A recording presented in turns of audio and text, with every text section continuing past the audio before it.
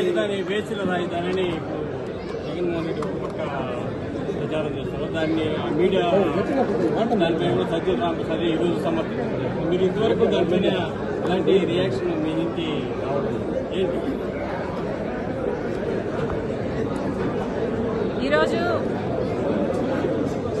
అమరావతి మన రాజధాని అన్నది ఒక వాస్తవం, అందరికీ గర్వకారణం. అలాంటిది గత 10 సంవత్సరాలుగా ఆంధ్ర రాష్ట్రానికి ఒక రాజధానియే లేకుండా పోయిన సమయంలో అమరావతి మన రాజధాని నిర్మించుకునే ఈ సమయంలో ఇలా అమరావతికి వ్యతిరేకంగా మాట్లాడిన ఏ మాట కూడా క్షమించరాని. అసలే ఒక రాజధాని లేకుండా బాధపడుతున్న ఆంధ్ర రాష్ట్రానికి ఇది మరో దెబ్బ లాంటిది.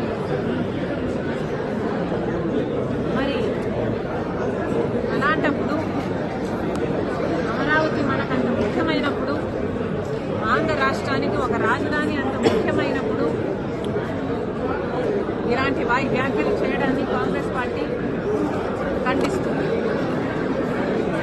ఒక పార్టీకి చెందిన ఒక మీడియా హౌస్, వైసీపీ పార్టీకి చెందిన సాక్షి మీడియా హౌస్ లోని ఒక యాంకరు, వాళ్ళు పిలుచుకున్న ఒక గెస్ట్ స్పీకరు, ఇద్దరూ కలిసి అమరావతి వేశ్యల రాజధాని అని వ్యాఖ్యానించడం చాలా చాలా దురదృష్టకరం.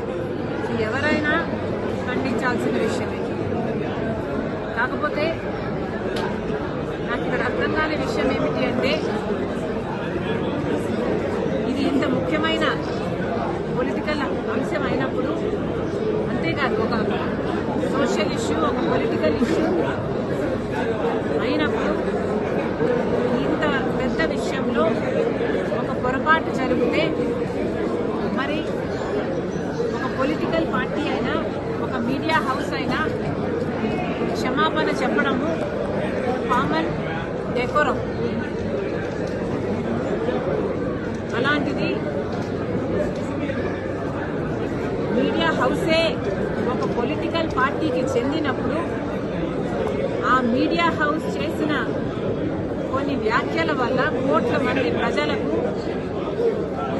ఆవేదన కలిగినప్పుడు ఆ మీడియా హౌస్